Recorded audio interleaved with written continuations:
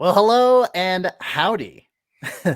My name's CC Hawkley, and this is the Front Range Hockey Podcast. Now, me, myself, Scott, we had an endeavor called Colorado Eagles Tape to Tape Podcast over on another website. However, since January 1, I am now at Full Press Hockey, full press coverage, covering the AHL and a few Avalanche things, of course.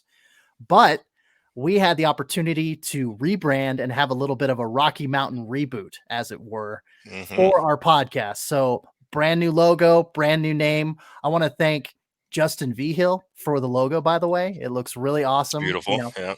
Keep it simple, baby. I love it. So, Justin, JV, as we call him, he is a good friend of mine, and he did a great job on the logo. You notice the little mountain peak where the A is supposed to be. Oh, I notice it. It's gorgeous. Yeah. That is there on purpose. I think it's beautiful. Yeah, great job, man. Yeah. Justin did a great job on that. So once again, I'm CC Hawkley, and my co-host Scott McDonald. Once again, we had a few episodes. I say once again, but this is the flagship episode. Well, flagship's not the right word. This is the debut episode of our Rocky Mountain rebirth and reboot. So I'm excited. Scott's here. He's enjoying a little vino. I've always got my lemon ginger tea, and keeping the vocal cords. Two different wavelengths tonight, but that's okay. We'll come together in cohesion. I know it. Scott had a rough day, so he's winding down tonight. Yeah. And it's been a little crazy for him. But hey, we're here, Front Range Hockey. Yeah. And let's get started. The NHL season. Oh, by the way, January 15th, 2021. Thank God we're in a new year. So Amen. January 15th, Friday, 2021. And the Avalanche, we're recording the day before on the 14th. So the Avalanche on the 13th hosted the St. Louis Blues in the home and season opener, although home ice doesn't mean a whole lot these days, aside from being able to, drive from your home or sleep in your own bed. Sleep in your own bed. There you go. So that's big. But no fans, no home crowd. And I think that's a good jumping off point because, Front Range Hockey, now we can cover the Avs, we cover the Eagles, and we're also going to be covering the collegiate level of hockey as well, since Scott covers the Denver Pioneers, DU, and then we're also going to go down to the Springs and cover a little bit of Colorado College and Air Force hockey as well. We'll get to that later on in the show. Like I said, we'll jump off. We'll talk about the Colorado Avalanche. And unfortunately, 4-1 loss for the boys in Burgundy and lots of blue, especially the shorts and the helmet. That's a new development. Mm-hmm. Yeah, I'm curious. I ran a poll on Twitter last night, just kind of asking the fans' opinions on what they thought about the new kits. Because it's the first time we've seen it, live in action. We kind of had been able to conceptualize. We had an idea of what it was going to look like, in the summer when they kind of announced this was going to happen. But actually seeing it on ice was something entirely different. And it was very split. It was literally 50-50. That people liked it, people hated it. Like I think it was 41% liked it, 40% was meh, and then the rest, I don't know what that math is, 19%, something like that, just like absolutely hated it. So sure. I don't know. It's different, that's for sure. Is it maybe a little too much blue? I think we could make an argument that it is.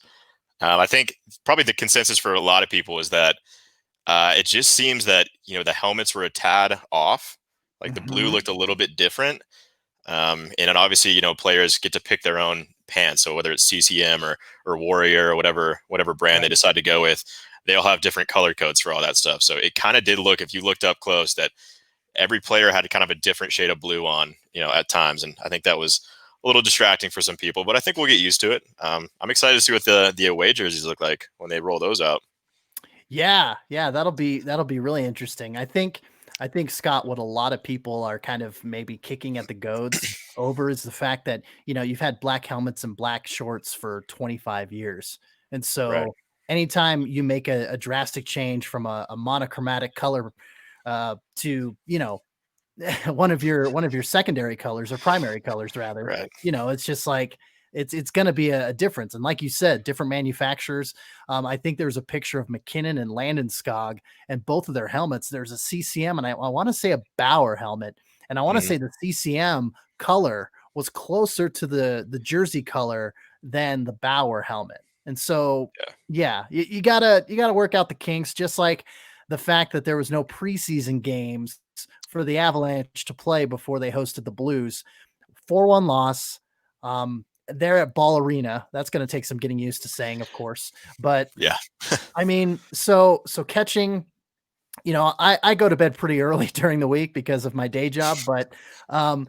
catching the highlights and seeing the goals that the St. Louis Blues scored, I mean, it's a pretty obvious observation. And of course, you've got, Devin Tays and Brandon Saad and these new, cast of characters and line combinations and everything, which happens every year. But when you have no preseason to flesh out your line combos and your chemistry, it makes it a little difficult.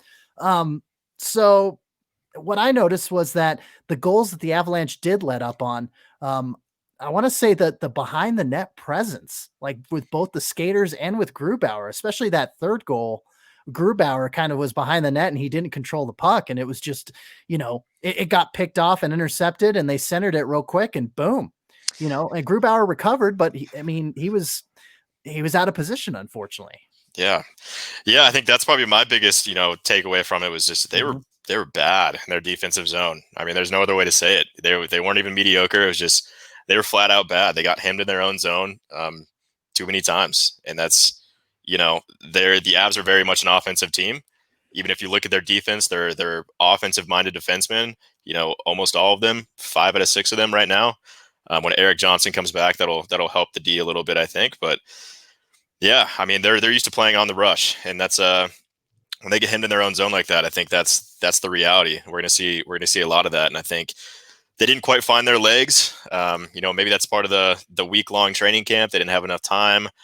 They didn't have a preseason to kind of get their legs under them, and maybe they got rushed into it. But yeah, they got caught flat footed for a team that Mhm. plays fast. Like that's their identity.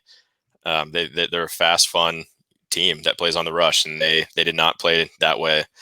And unfortunately, yeah, that's it, that's what happens 4-1. I'm not worried about it right now. I think a lot of people, of course, go scorched earth. You have some fans that tell everyone to calm down, and some people are in my mentions on Twitter. Fire Coach Bednar or whatever. Like that's the reality of the that's the nature of the beast, I guess. But I think they'll be fine. Give them a couple days to get their legs under them, and I think that was a huge wake up call. And I expect a different team to show up on Friday.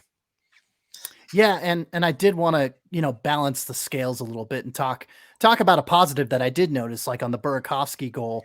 Um, and on the power play, you had JT Comfort coming down the left wing, and he drew, three defensemen. He drew defenders rather. He drew three defenders, and then Burakovsky was pretty much left all alone. So it was a real good job by JT Comfort, drawing away the pressure during the Blues penalty kill, and then boom, he bounces the puck over to Burakovsky, and he just boom nailed it by Bennington. 1-0 Avs lead. It's like, all right, that's a good Yeah. start there in the first period, but it was a good chance, and I know they had a few power play chances after that, but it was a good start. But like you said, the Blues caught them flat footed, and it was just a difficult thing to watch when the puck was on the opposite end. Like you said, the defenders in the Avalanche zone, they had I just it was bad. I mean, that's It really the best was. way. That's the Yeah. best way you could put it. I But made the observation that like anytime I thought how I feel about Tyson Ghost for the people that are just following some from Front Range Hockey that were listening to our last podcast. I'm not the biggest fan of Tyson Jost. I think a lot of people know that, but he was to me one of the most impressive players on the ice last night. He played mhm. very, very well. He spoke with us after practice today and kind of said, the same thing. He's like, I was very motivated this year. Like, I feel like I have something to prove. And, he's got new line mates. His line mates love him, playing with Matt Calvert and Pierre-Edouard Bellemare. And they found some chemistry. Those two guys rave about him. They say Tyson Jost makes him feel young again. Right. I thought they were the best line. And what I was going to say, the observation I made was, anytime your fourth line is your best line, you're not going to win those games. Yeah. That's the thing. It's like, I mean, this is a team with, Nathan McKinnon and Cale Makar and Andre Burakovsky and like the most exciting top two lines in the NHL, arguably. And, I didn't even notice them yesterday or in game one. And I did notice the Matt Calverts and the Tyson Jost, and that's a recipe for disaster. Like, obviously you want them to play well, but anytime they're the most noticeable players on the ice, I don't think you're winning too many of those games. So yeah, I think the other three lines need to step it up for sure. Yeah, and I think, Landon Scott getting bumped up to the first line again. And who is it? Is it Sod, Kadri, and I who guess else? Burakovsky now. Yeah, there we go. That sounds right. Which I like. I And liked Burakovsky too. I'm a little yeah, surprised that I think a lot of people are surprised that after one game they're already trying to switch things up, and they call it the Bednar blender. This is what he does. That's yes, it probably is. people's biggest qualm against Coach Jared Bednar. I love the guy, but he just doesn't. I don't think he gives some lines enough time a lot of the time. And I mean, it's inexcusable to have one game, and to just switch things up like this and put your original top line back together. I liked Burakovsky a lot Mhm. in the last game. And I'm bummed out for him because I thought he played the best on the top line, and of course he gets demoted for it. So Yeah.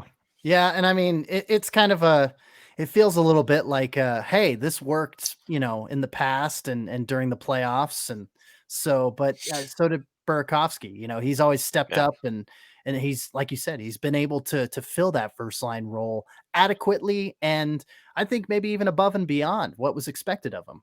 And yeah, so, I mean, granted, it is first line, and you can't go any higher, so it's like expectations are already high, but I right, mean, chemistry is chemistry, and you can't replace that. So, yeah, yeah, I mean, like you said, it's only one game, and we'll touch on that a little more when we ask the feed and see what they have to ask in regards to the essential, uh, you know, the equal to a Monday morning quarterback is what we're doing here. We'll do Thursday morning. I don't know, Thursday morning centerman or something like that. sure, So, we'll Thursday take it. morning power play quarterback. There you There go. you go.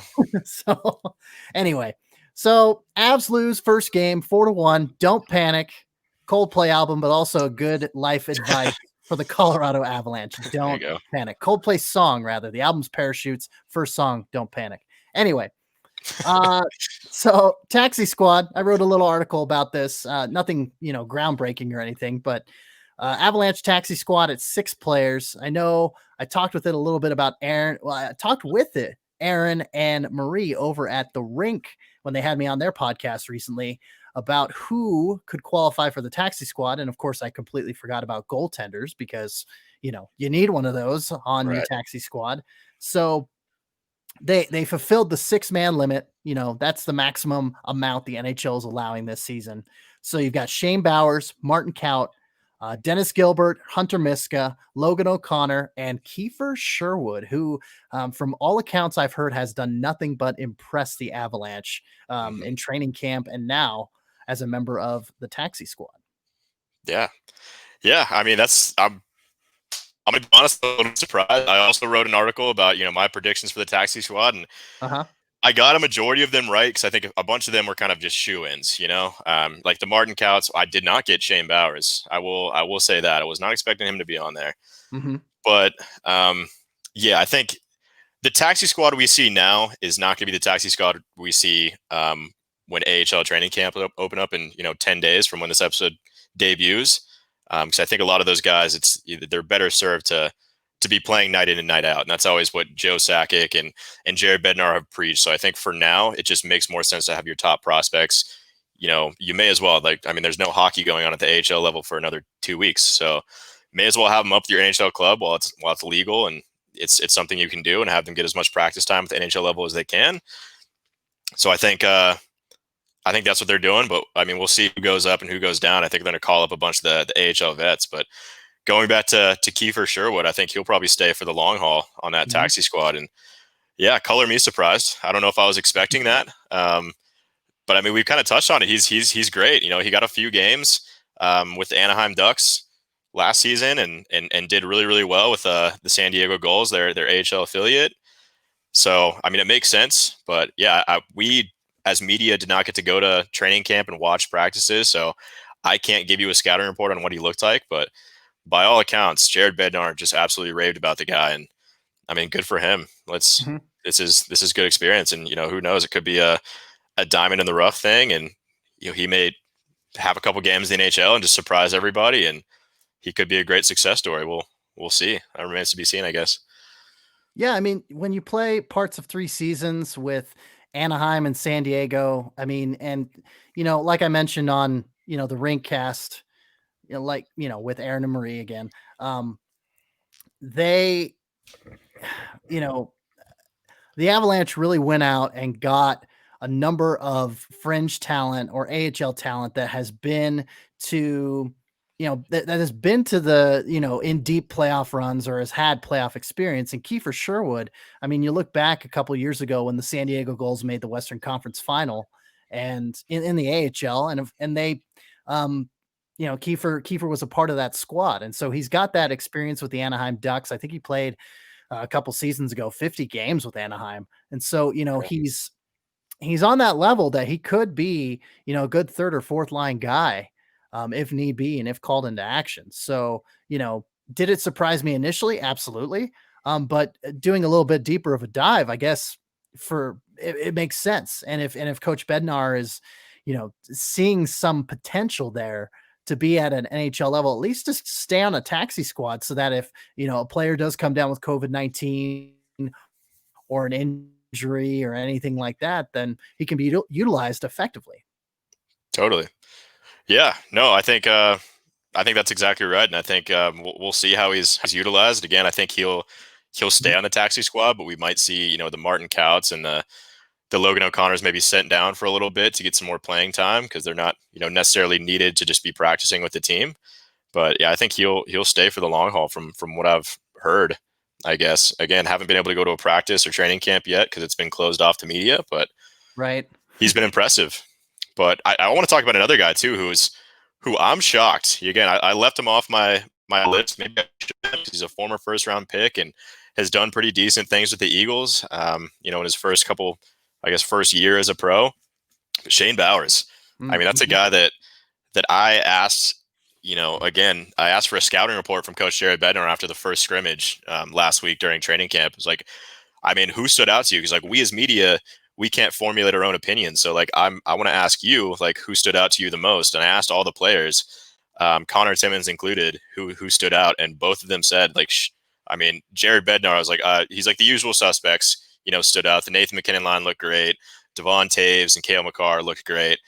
But then he paused for a second. He's like, honestly, a guy who's been impressing me. I'm a little surprised. Has been suppressed. I guess surprise has been impressing me was There you go. was Shane Bowers. Yeah, that was a tongue twister. But that kind of like caught me off guard. I was like, really? Like, I mean, I've seen him enough, with the Eagles. That, like, he's a decent player. Obviously, he's a former first round pick, but I did not pin him as beating out guys like Logan O'Connor or Martin Kaut quite yet. But they said he looks like a motivated player, and he's stood out. So I mean, who knows? I kind of hope he stays with the taxi squad, and hell, give him a game, on the third or fourth line and see what he can Right. do. Give him 5 minutes, but good for Yeah. him. Yeah. I mean, like you said, usual suspects, you keep Gilbert there maybe as a little bit of grit. And of course, Miska is a no brainer as your goaltender. Hmm. Um, because he's filled in the past for the Avalanche and not exactly called into duty per se, but has definitely backed up Pavel Francouz when he needed to in February of last year, Yeah. when the Avs had all those injuries. Worthy to note before we move on to the Colorado Eagles portion of Front Range Hockey, Sherwood is the only left winger on the taxi squad, which I think, Yeah. obviously if he impresses, you've got a couple of, right wingers in there and, you know, right wing proper, I should say. I mean, you can utilize a guy on the left wing or the right wing regardless. Right. But I mean, if they're designated as a left wing or a right wing, you try to accommodate that as best as you can. So I think it's worthy to note that Kiefer Sherwood is a left winger. So, Yeah. That is interesting. I haven't exactly like checked the Avs depth chart, but mhm. I mean, maybe that could be big. Maybe they're low on left wingers, and he's the only guy that's worthy of staying on the taxi squad and filling in for a left winger that might go down. Knock on wood. Right. But Yeah, I mean, I think he's a candidate to stay on the taxi squad for quite some time, and he'll probably get a couple NHL games, I would imagine. Mm-hmm. Well, and Gilbert's the only defenseman too. I kind of just lumped him in with all the forwards there, but yeah, Yeah, but you got Gilbert's to the think only Connor guy. Timmons after Eric Johnson comes back, who I think he's eligible to come back on Saturday, the Mm-hmm. 16th, and start practicing with the team after he tested positive for COVID-19. And I would imagine, yeah, Connor Timmons, we've been saying it for quite a while, he's going to be the seventh defenseman. So I'm Right. sure he'll probably just like hop on the taxi squad and you'll have two D-men there. So we Yep. could talk about Connor Timmons too. I mean, that's Yeah. good for him. Mm-hmm. Well, I don't think he had the greatest, game on Wednesday against the Blues, but he was a little jittery, a little shaky. But I mean, good for him. At the end of the day, that's awesome. And I feel like he's kind of the forgotten, stud rookie defenseman when you look at the Avalanche depth chart, because it's always about Cale Makar and Bowen Byram, Right. and then here comes Connor Timmons, just like waiting in the wings. And yeah, good for him. I'm happy for him. I know a lot of people are cheering him on. Yeah, absolutely. I mean, and he, correct me if I'm wrong, he did get a chance. I think he played one playoff game during the bubble playoffs this summer. Yeah, it might have been one or two, and then went down with some sort of injury. Okay. Yeah, it feels like 100 years ago. So Right. I'm like, yeah, Yeah, it feels no, I like a gotcha. lifetime ago. Yeah. But speaking of Bo Byram, that kind of segues well into the Colorado Eagles portion of the program. He has been assigned same day that they announced the taxi squad. The Avalanche assigned Bowen Byram to the Colorado Eagles because the Canadian Hockey League at large and the Western Hockey League at small. I don't know the phrase down from that, but I got it. sure. The smaller, yeah, the division of the Yeah. Canadian Hockey League, the Western Hockey League there. Uh, they are still kind of up in the air. They say they're committed to start the season. They're committed to Mhm. a season for the Western Hockey League and the Canadian Hockey League at large. But uh, obviously, Bowen Byram, he would go play with the Vancouver Giants, and that was kind of the plan. And that was something that you've commented on when we were tape to tape. But is that we would not see Bowen Byram down with the Colorado Eagles. And lo and behold, the NHL and the AHL gets the blessing in disguise Yeah. to develop these major juniors players in the meantime, by working that out with the Canadian Hockey League. And so Bowen Byram is currently, at least on paper, he's with the Colorado Eagles. Yeah, well, I think you just touched on it right there at the end. I do kind of just see it more as a paper transaction. I Sure. think a lot of people are excited. That's like, oh my god, like Bowen Byram's going to be a Colorado Eagle. I mean, unfortunately, this would be the year that fans aren't allowed, so they can't really like see him if he were to play. But again, I think it's just a paper transaction that I think he's also eligible to come back on Saturday after serving his quarantine from flying in from Canada after the World Juniors. But he'll immediately be called up to the Avalanche, and they've already kind of talked about it. Joe Sakic talked about it in his press conference a couple days ago. Bednar's touched on it a few times throughout training camp that they're absolutely going to bring him in and they're going to give him a couple games and at the very least practicing with the team. And I think he's probably going to be a taxi squad guy as well. But I mean, if he even gets training camp with the Eagles, like I think that's awesome because that doesn't happen. And it's very exciting. And I don't want to say it's like a good part of like this whole COVID-19 thing, unfortunately, but it's an exciting development possibly for him to play down in Loveland. But I don't know if he necessarily will, and he may if the WHL doesn't end up going. But they said they committed to a 24 game season, something like that. So I think he's that CHL, NHL, AHL agreement, whatever it is, will kick back in once the WHL gets going. So he will no longer be AHL eligible. But I think either way, it's kind of a moot point because I think he's going to be an AHL player this year, at least on the taxi squad. Yeah. Yeah. No, I'd forgotten about the quarantine after World Juniors. Totally spaced on that. So I'm glad you brought that up. Yeah. Um, Speaking of the Eagles further, we discussed this a little bit. Obviously that ringcast I was on, we had a good conversation and a lot of good points brought up by both Aaron and Marie. Yeah. But captain and alternate captains for this season for the Eagles. I know, I think we got that as a question, but now that the roster's a little more fleshed out, Yeah. I feel like we can answer that a little more adequately. I know Jason Megna is kind of a dark horse candidate for captain. I know he's been Yeah. in leadership roles in the past, but he's kind of my pick. I know you've got TJ Tynan, Yeah. and I think go ahead. I was gonna say. I think yeah. We talked about this a couple podcasts ago. I Mhm. think yeah. We're both thinking probably Megna or Dries. You know, he That's right. served as the assistant captain last year, but I could see him or TJ Tynan possibly taking the captaincy. But I think it's definitely between those three guys for Oh yeah. sure. But just given like age, you know, that kind of comes into a factor. And I've talked to Greg Cronin about it in the past. You know, about how he picks how he picks his captains, and he said obviously veteran presence, leadership in the locker room. You know how much the guys like you in the locker room plays a big factor, but it also has to do with number of games played in the AHL is a big thing. So I could see him being. Those are my three picks for captain. I'll probably say Megna as captain, and then your two A's are going to be TJ Tynan and Sheldon Dries. Yeah. That's my guess. And Megna over 350 AHL games, over 120 NHL games Yeah, played. So I mean exactly. that's He's been if around the block. Cronin, Yeah, yeah, yeah. If Cronin, bases his picks off of experience and everything, and yeah, he would definitely be a guy, and that's kind of why, yeah, just all that experience. Obviously, you don't hang your hat on that, but he's also got leadership experience. yeah. Alternate captain in Hartford. He was captain of his collegiate team. So yeah, I Megna is kind of the the dark horse candidate, but also not so dark horse candidate Yeah. in regards to what we think and who we think is going to be the Eagles captain for the 2020-21 season. Is it weird saying that for you because we're See, I starting don't. 2021? Yeah, yeah. See, I don't. I haven't been calling it like anytime I write something like even about NHL or AHL. I just say 2021 because like, we didn't. Right, Yeah, we didn't get started in 2020. Like even training camp started in 2021. So right. I'm gonna keep calling it the 2021 season, and also because I don't like saying 2020-21. That Mhm. that doesn't roll off the tongue very well for me. I don't. That's a lot of 20s. That's A lot one of extra 20s. 20. Yeah, it's like Yeah. three 20s in there. I don't know. Well, it's going to be really weird when it's 2021-22 because then you're just counting in order. Oh yeah, I didn't even think about that. I just Whoa, dude.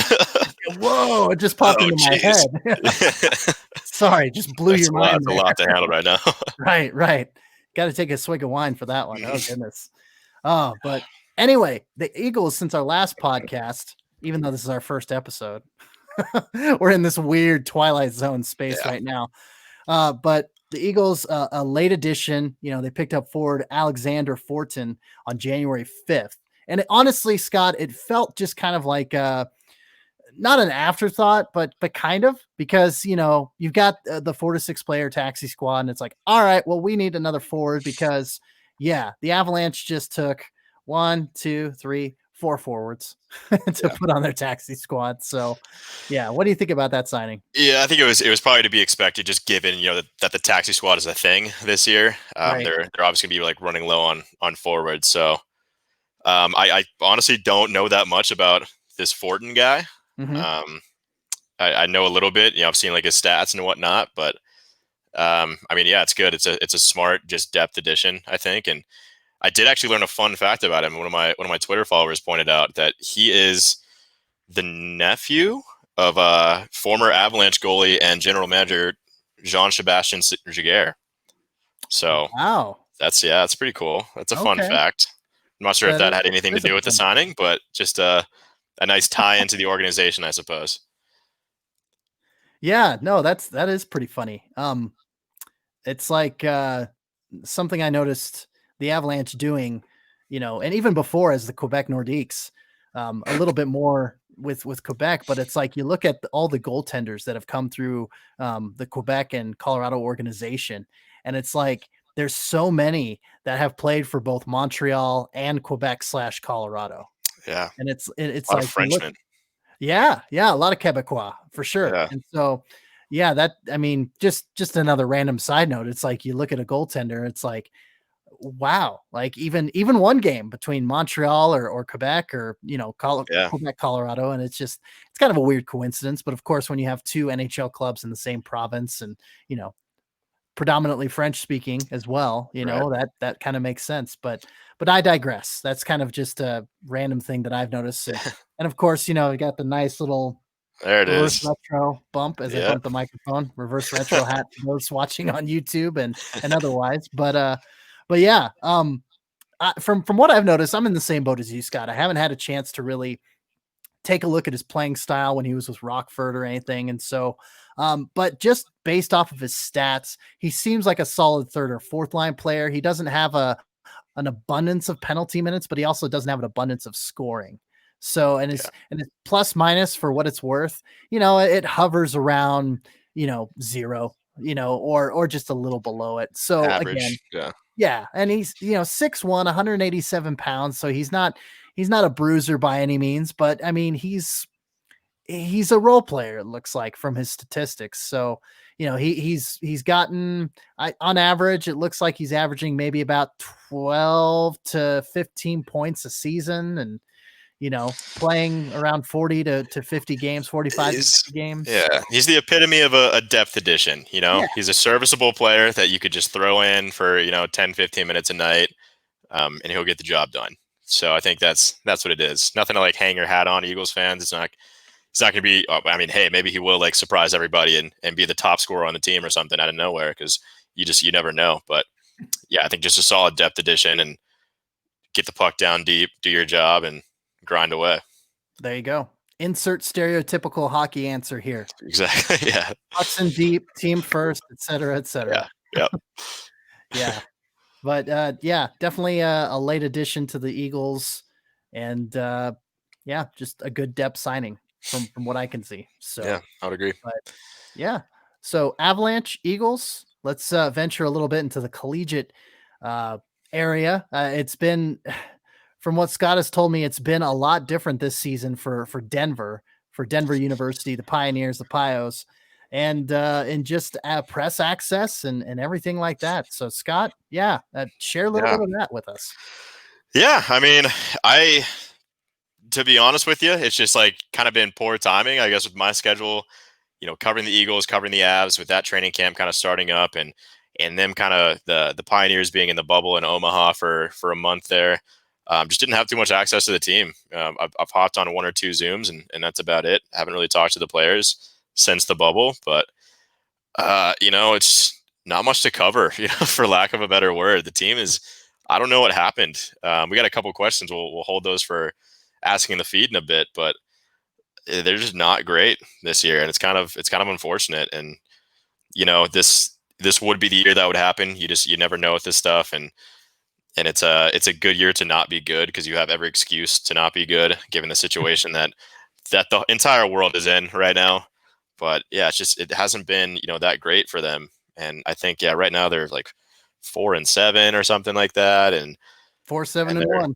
Yeah, they're having a tough time. But I mean, there's a couple positives from what I've seen in the games and in the stat line. Like they got an exciting freshman in Carter Savoy. He's been fantastic. I think he's top 5 in like every category for a freshman, and I think he's like second in goals, something like that, top 5 in points, and he's leading the team, leading the Pioneers in points and goals. So, I mean, that's something to look forward to in the future. He's just a freshman, and he's an NHL draft pick, and he's an exciting player. But yeah, I think they lost a bunch of seniors, and that really hurt them. They lost their entire leadership core, their captain and both their assistant captains, all graduated. They're seniors, so there's an excuse right there. It's just it just hasn't been a great year for them. That's all. Yeah, and like you said, we'll touch a little bit more on that when we ask the feed. Unfortunately, the other 2 colleges that play hockey along the Front Range in Colorado College and Air Force. So Denver tied for 5th with Miami of Ohio in the NCHC standings. Colorado College in the NCHC 7th, 3-7-2. They had a rough 3-0 shutout against North Dakota. And then the next game they had, it was kind of a nail biters, 2-1, but they couldn't pull it out. North Dakota took that one as well. So yeah, it's tough to see. It's tough to see that, but then count your blessings. You could be Air Force, who's 0-8-1, and yeah, over there in the Atlantic. collegiate division there, and they're the last of 11 teams in that division. So, yeah, all three collegiate teams along the front. Yeah, which are it's unfortunate because they're normally some of the best college hockey programs in the U.S. and not sure what happened this year. Especially with DU and CC as well. And yeah, it sucks to see it. You just gotta hope the Avalanche and Eagles fare a little better, I guess, this year. Give Colorado hockey fans, Front Range hockey fans, something to cheer for. There you go. Yeah. Yep. So it's been tough to cover, like you said, just because of no fans and being in the bubble. I mean, Denver and CC being in that bubble for a month, like you said, and so it's just real difficult to cover. But that's just the world that we're living in right now, and hopefully, once everybody gets vaccinated, or at least the good majority of the population here in Colorado and in the United States in general, once all that happens, then we can attend sporting events again, both as fans and as credentialed press. So there you have Amen. it. Yeah. Amen. Amen. Preaching to the choir here. Yes, sir. So yeah, not a whole lot to update you on the collegiate level, but like Scott said, there is a bit of a youth element to Denver's roster that needs to be considered. Something to look forward to for sure. Yeah, exactly. That's where we'll leave it at. Maybe this year is not their year, clearly, but I think for the next couple of years, I think they're in solid shape. There you have it. And again, losing that leadership and everything, that's a tough blow when you lose all your leadership to graduation like that. That's just the way the cookie crumbles in college sometimes. But again, it's unprecedented, as much of a tired buzzword that is these days. I mean, but it's the truth of the matter. So that's exactly it. All right. So we've got asking the feed. There we go. I'm trying to take a timestamp here so that maybe we can insert an advertisement, because we've got that going for us at Full Press Hockey and Full Press Coverage. Is some monetization Nice. rather. Yeah, there you go. So yeah, I just had to mark that timestamp real quick. Okay, let's ask the feed. Chris Hatfield, his handle is @Knight_Rocks, NITE_ROX. Why did DU get off to such a slow start against the other NCHC teams this year? And this is a good transition, I guess. I mean, we kind of just touched on it there, but right. Yeah, Chris, I don't know. That's tough. I think I kind of touched on it. It's just losing your entire veteran senior leadership is unfortunate. I think that hurt them quite a bit, and I'm not sure. I don't know how that compares to the other NCHC teams, like whether North Dakota graduated a bunch of people or they didn't, because I know they're always good. But usually DU is pretty competitive against North Dakota. They're usually kind of 1-2 in the race for the past couple of years as best team in the NCHC.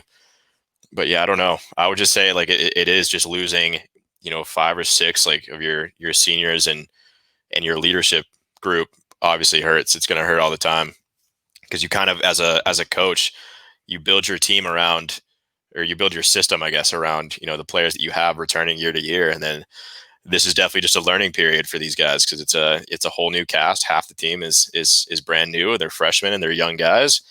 So you got to kind of, learn on the fly and try to build a system that fits around these players. And I think it's a learning curve for sure. And it's going to be a slow period. And that's what this season's about. And if it's going to happen any season, this is the best season for it to happen, because you have every excuse in the world to not play well.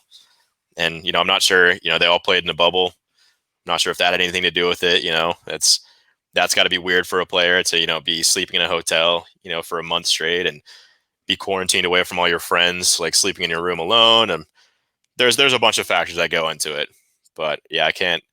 As far as DU is concerned, with relation to the rest of the NCHC teams, I think it's just that they lost a lot of guys, and that really, really hurt them.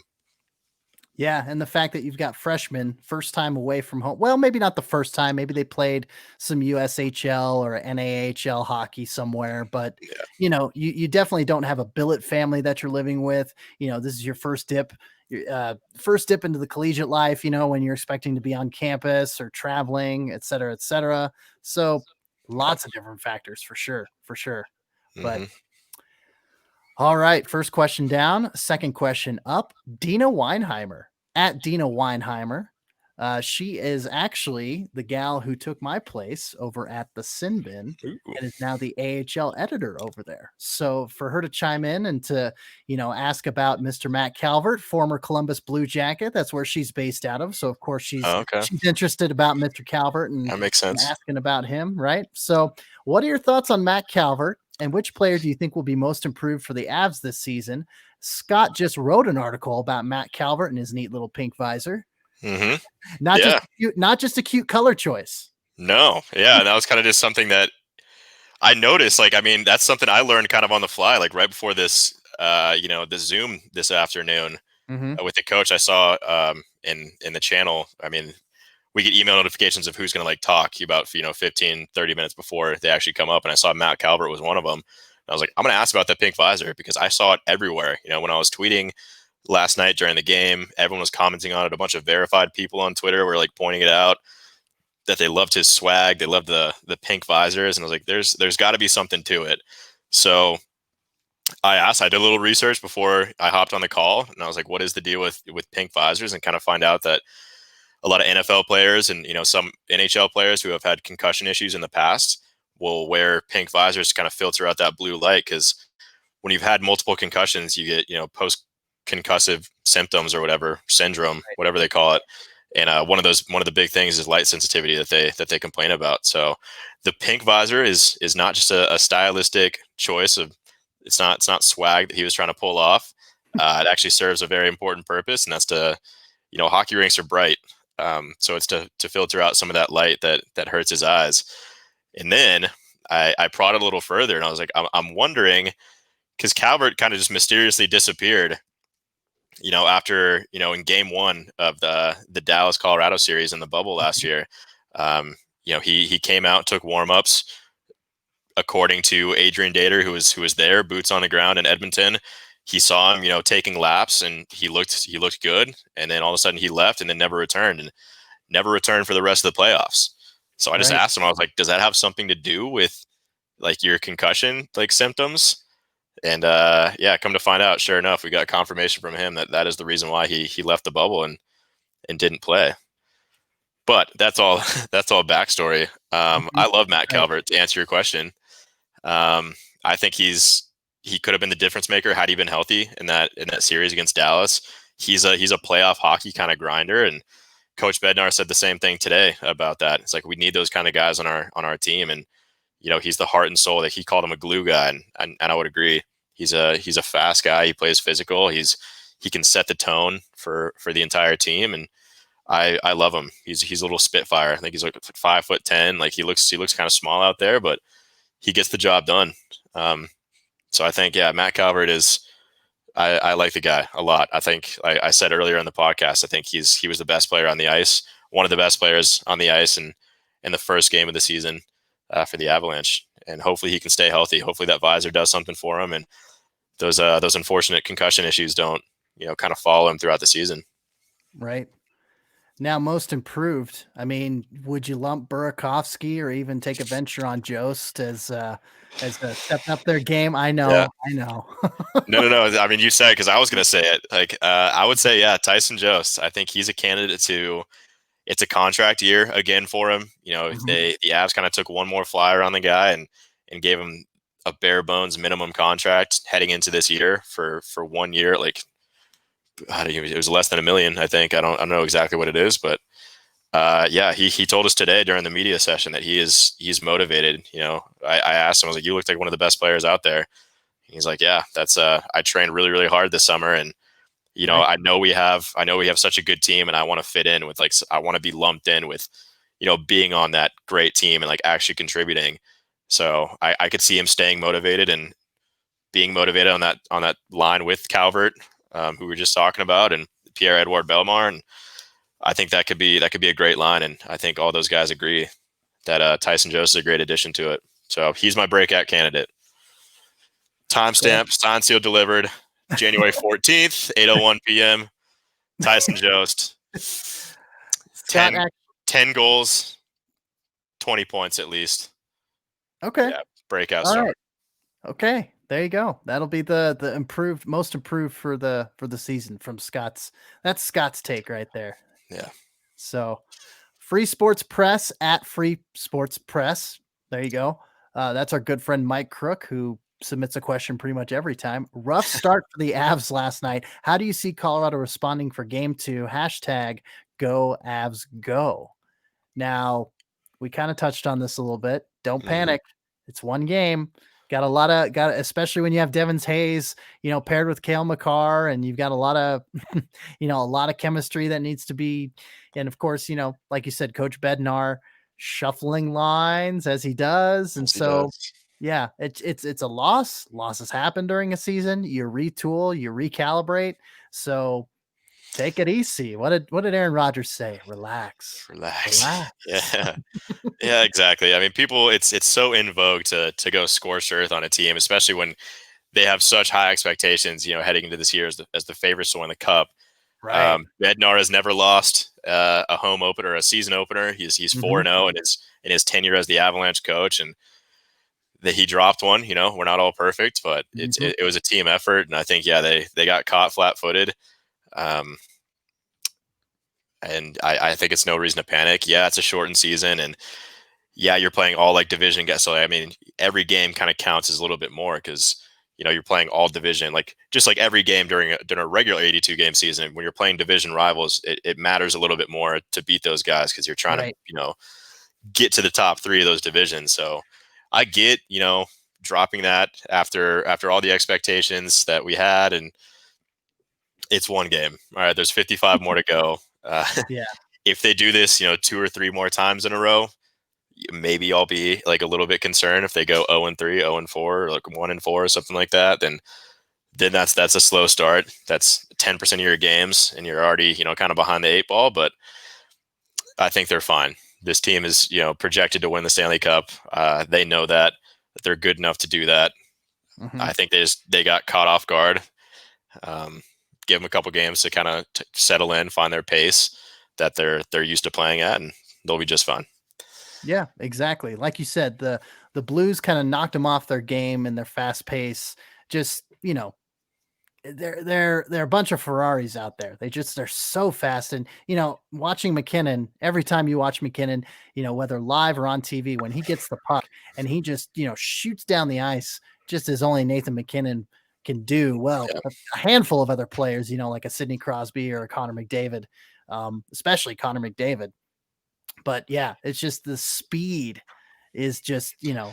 They're built for speed. It is unreal. So yeah, it's just a matter of, making some adjustments, fine tuning, tinkering a little bit. It happens, it's like it's like an NFL team going 0-1, and to like you say, scorched earth, fire the coach and everything like that. It's like, you can't overreact. Don't do overreaction Monday, Yeah. But we'll see how they respond in game 2. I think they'll come out a lot faster. They tend to respond pretty well with these kinds of things. And, again, we can't see practice, but I would imagine it was a pretty passionate practice from Coach Bednar. He was not happy after game 1, and rightfully so. And I think they'll come out swinging tomorrow, Friday. Next question, Logan Hesselus, or Hesselus. I guess that's how you say it. At Logan Hesselus. Forgive me for butchering that if I did. Is it important, rather, to preach patience for the first few series games for the Avs until we can truly give a judgment on how things can be seen this season? I mean, Logan, thank you for being the voice of reason. Okay. Yes, this is exactly right. I always team preach patience. Everyone chill out. There's nothing worse than the armchair GMs that come out, of the woodwork anytime, their team loses a game or 2 in a row. And it's like we've said a few times, scorched earth, fire everybody. This team sucks, whatever. But chill out, guys. It's going to be okay. They're going to be good. They're going to make the playoffs. Hopefully they can stay healthy, and we'll maybe be, hopefully, if everything goes well, we'll see a cup parade in downtown Denver. With or without a crowd, I guess. I don't know how that's going to work in COVID times, or in July, whenever the Stanley Cup is raised, Right. we'll see where we're at as a society. But Go get your hopefully vaccine. we're partying in downtown Denver. Yeah. Yeah. Let's hope for I'll see you guys safe. there. There you go. Yeah, we'll be there for sure. All right.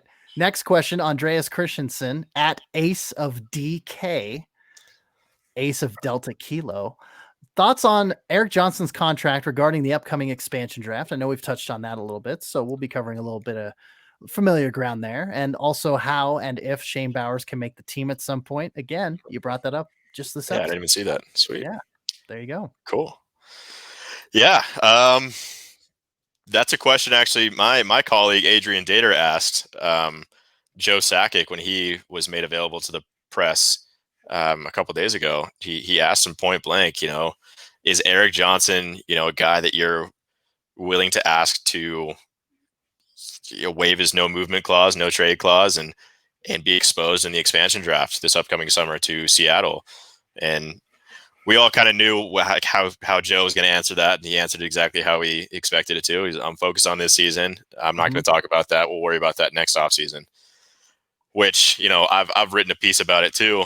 I think absolutely they're going to ask him to buy out his contract, or not buy out his contract, but waive his no trade clause, and maybe potentially buy out his contract and go to Seattle or whatever. But yeah, the fact that we have the Bowen Byrams and the Connor Timmons that are no longer just knocking at the door.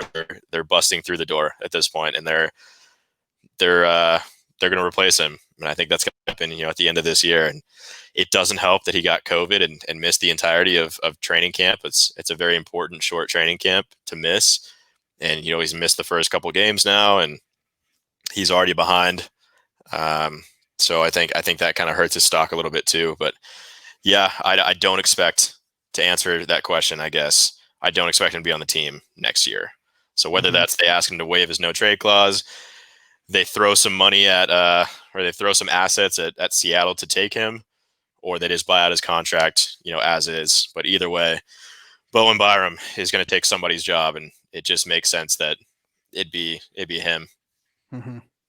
And like you said about Shane Bowers, the fact that he's on the taxi squad, the fact that he's included there, and the fact that he's impressed, that pretty well answers Andreas's question. Like you mentioned earlier, it's something that, for the Avalanche, I've mentioned it before, but it's kind of like they're spoiled for riches in a lot of ways. It's a good problem to have. It's a great problem to have, just the depth that they've established from the top of the organization and the affiliation tree to the Eagles, to the Grizzlies. It's like you said, it's just a great problem to have. And to be able to, fulfill and populate your taxi squad with a bunch of great guys, both, new to the Avalanche organization and not so new, that have been there for 2 or 3 seasons, like a number of like a handful of players, but to throw in a Dennis Gilbert and to throw in a Kiefer Sherwood, but also to have a Shane Bowers and also to have a Logan O'Connor, it's just, Shane Bowers, like Scott said, you can't say enough good things about the progress that he's making as an Avalanche prospect. Yeah. And again, I guess he probably is, to answer that question, a dark horse candidate to make this team, or at least get a couple games. I would love to see that, him get a couple games off the taxi squad, just to see how he does in NHL action. Give him 7 minutes one of these nights or whatever on the fourth line, see how he does. But he's grown up fast. Like from what I've seen the past couple years of the Eagles, he's been all right. He's done some shuffling around. He's a natural centerman, but Eagles coach Greg Cronin has kind of shuffled him to the wing, and I think that's what he was playing with the Avalanche as well in training camp. And maybe that's what it was, in college and in juniors, he was playing as a centerman, but sometimes that's all it takes is a position change. You realize how much better they are at a certain spot. And I think that's what we're seeing with Shane Bowers, and he's really turning a corner as a winger, and he's kind of projecting quickly.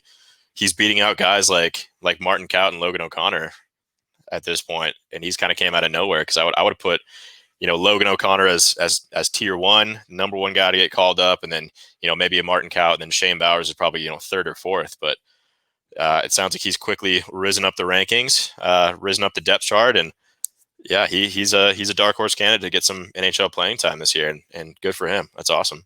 Yeah, well deserved for sure. Yeah. All right, second to last question. Slacker perfectionist, all one word, at Colo Hockey Girl, COLO Hockey Girl. A few years ago, I heard that DU was working towards having a Division One women's hockey program, but I've never heard another word about it. Is that still in the plans? And with COVID-19 and the global pandemic, I'm going to take a step out on the limb and say probably not right now. I'm Yeah, guessing. it's probably a terrible year to get that started, Oh, but yeah.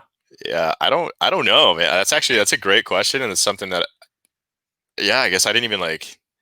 I haven't thought about. Like, I mean, Mhm. it's such like an elite hockey school. You would think, they would have like a women's program of some sort. I mean, they could attract the talent, and I love that women's hockey is really really growing, and you're seeing the rise of the NWHL and all the Yes. support that's happening with that, and Yes. I love what we're seeing with women in sports, and it's awesome, especially in the past couple of years. It's exponentially grown, and I think that's fantastic, and that's something I'll reach out to Pioneers PR, and I'm going to ask that question and see if that's something that's going to happen soon, or something that they're still talking about doing, and I'll write a story about it. Slacker perfectionist.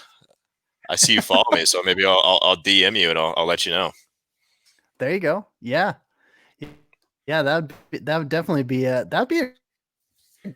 great story for Yeah, DUB, and not just, obviously the men's hockey side of things, but yeah, an update as to, what a women's program, or where they're at in regards to a women's program.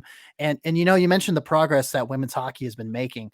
And I think it's a big step that the AHL announced on the 11th, just on Monday, that they are going to be hiring uh, the Boston Pride's president away from the Pride, and they're going to be making yeah, Haley Moore the vice president of hockey operations for the AHL. I think that's a just a great savvy hiring, and of course, whenever you can include, like the inclusion, it needs to happen. Like at yeah. hockey and sports, you see female coaches getting hired in the NFL and assistants, and Becky Hammon, becoming the first female to serve as an NBA coach when Greg Popovich got Incredible. ejected that one night. Local product too.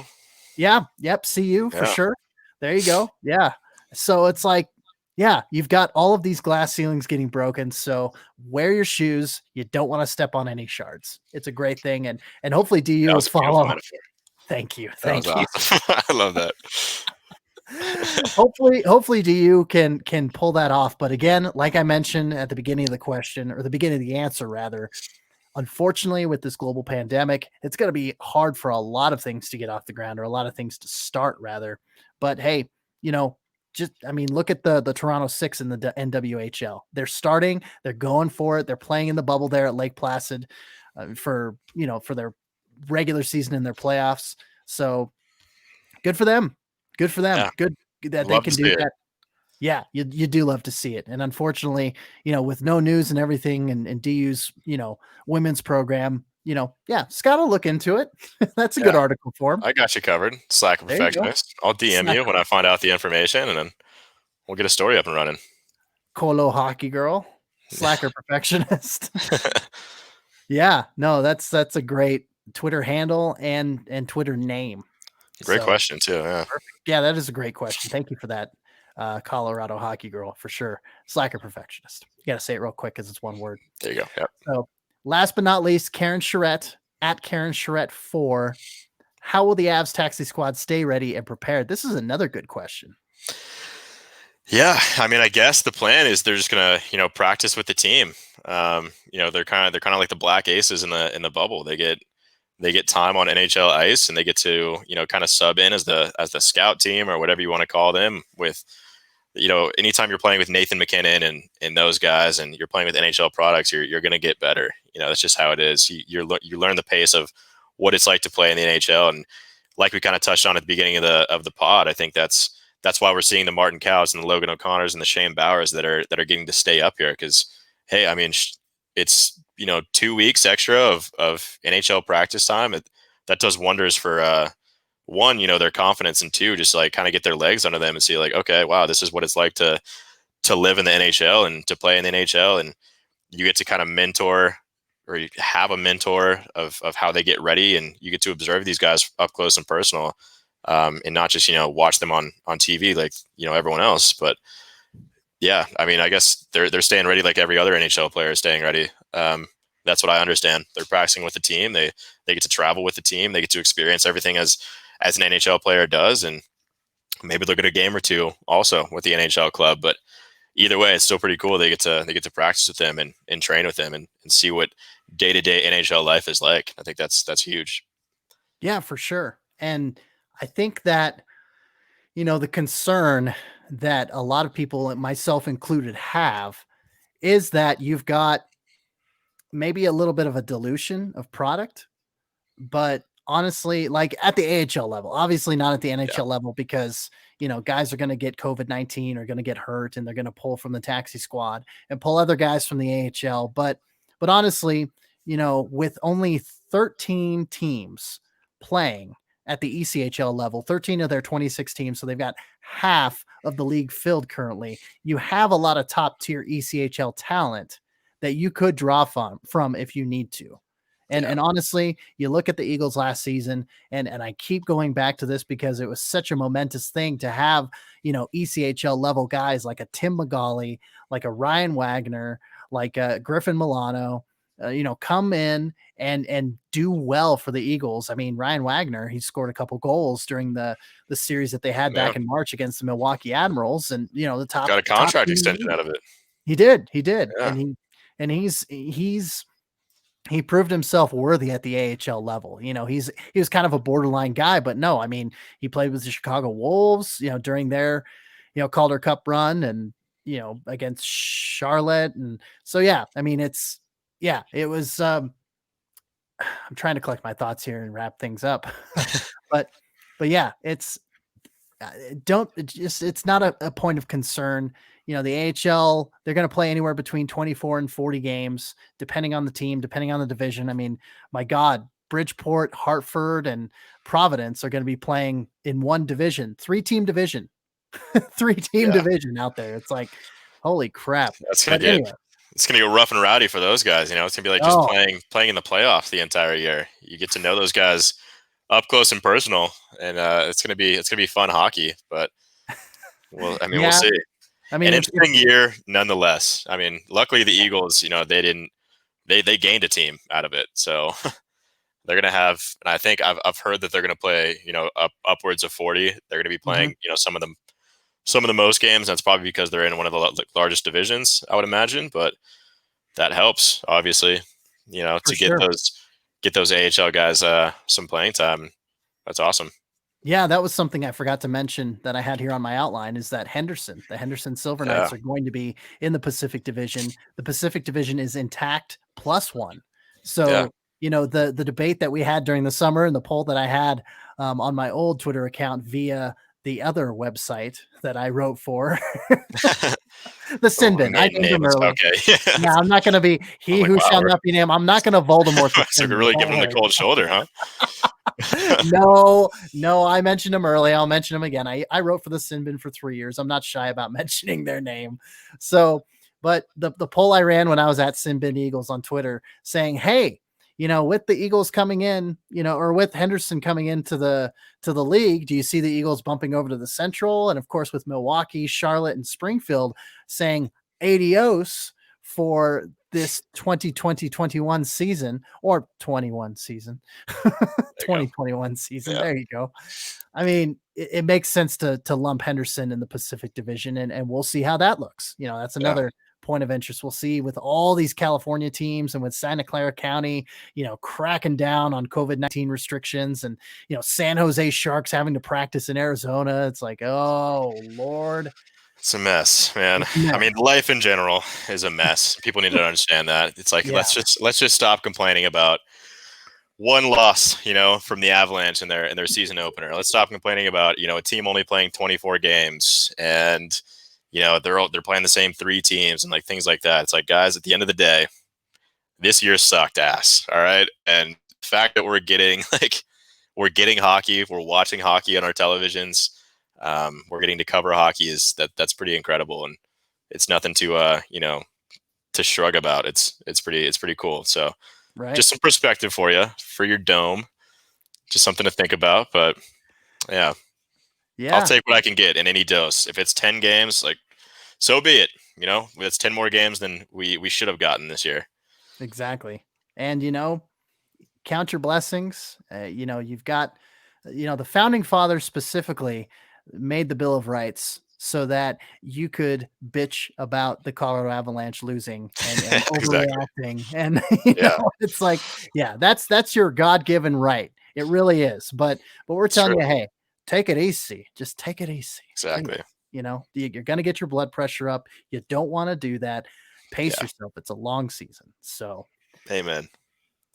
all right. That's a Well, good place to stop it, I think. I agree. We It's a very good we place. nailed that. Yeah. Good ending there. So thank you guys for tuning in to the Front Range Hockey Podcast here. Again, Scott and I are old friends at this point, but we're beginning this Rocky Mountain rebirth, this Rocky Mountain reboot, this Rocky Mountain just Front Range Hockey Podcast, like I said. So it's Yeah. great to be able to cover the Avs, Eagles, and the three collegiate teams that we've got our fingers on the pulse there. And so stay tuned. We'll keep doing our due diligence to bring you the latest in that regard. So don't forget to follow our show on pretty well any major podcast platform, Google, Apple, Stitcher, Google, Apple, Stitcher, Apple, Stitcher. That's how it came out the first time. It's time to sign off. I think we're It is. And I'm not even the one drinking wine. Go figure. right. But iHeartRadio, anywhere that carries podcasts, you'll find the Front Range Hockey Podcast. Please give our Twitter account a follow. As you can see our handle scrolling down below. That's the neat thing about our platform here. It's at Front Range Hockey. Range is RNG because, of course, Twitter has that character limit. Front RNG Hockey. Scott, where can people find your work? You can find me on Twitter. I'm very active on there. I tweet probably too many times in a day, and my bosses at my other job probably hate me for it. But yeah, follow me on Twitter at offscottfree. That's 0FF SCOTTFREE. I'm there every day, like I said, and you can see my work at coloradohockeynow.com alongside Adrian Dater. We are credentialed this year. I'll be at most of the Avalanche games. I will be traveling to the Lake Tahoe game as one of the few media sources to go cover that. So that'll be fun. Nice. February 20th. Cool. Yeah. So yeah, we're got my fingers on the pulse. We're gonna have a good time covering the Avalanche this year. It's gonna be a fun year to do it. I might be covering a Stanley Cup winning team, so that's exciting. No, don't count your chickens before they hatch. You know how. Shouldn't have said that, right? I read Blood Feud by Adrian Dater about the Red Wings and the Avalanche. I'd never read it before, and a good friend of mine, Joseph Wills, let me borrow it and eventually gave it to me for Christmas as I bumped the microphone. Sorry about that. But I read it, and the Red Wings were, I think, favored to win the cup back in '96. And of course the Avs beat them, and the Lemieux and Darren McCarty incident, and he didn't hit Darren McCarty from behind. Who'd he hit from behind? See, now I'm having. Oh, you're talking about what's his name? Oh my gosh, I should know this. I should too. Why are we? Oh, it's the end of the show. Yeah, like Bertuzzi got like hit the guy in the back of the head. Oh, well, but Bertuzzi hits more in the back of the head, but that was Steve Moore. Yeah, that was after that. I'm trying to think. No, I think it was McCarty, and I want to say like Lemieux laid like a borderline dirty hit. Like the game before, and then when they met again, they went after Lemieux. See, now it got brutal. Chris Draper. Okay. Chris Draper. Yeah, because right. Was it Lemieux that hit Draper? Lemieux hit Chris Draper. Yeah, like the game before, and then they met each other again. Yeah, but Draper was, foobarred for sure. But anyway, I digress. That's not the point. The point was we're flying off the handle now. Yeah, we are. But the point is the Red Wings were favored to win the cup. When you're always a favorite, like there's that additional pressure. So we'll see. They have been favored in a lot of polls and everything to win the Stanley Cup. So Scott is in a very exciting position to cover a really stinking good team. So I hope. Stay tuned to him on Twitter and with Colorado Hockey Now. For me, I'm CC Hawkley. You can find my written work at Full Press Hockey Now. That is www.fullpresshockey.com. Pretty straightforward. Check this out and a ton of other great hockey podcasts, plus other great sports pods on the Full Press Radio Network at www.fullpresscoverage.com. Thank you guys once again for listening, and stay colorful, my friends.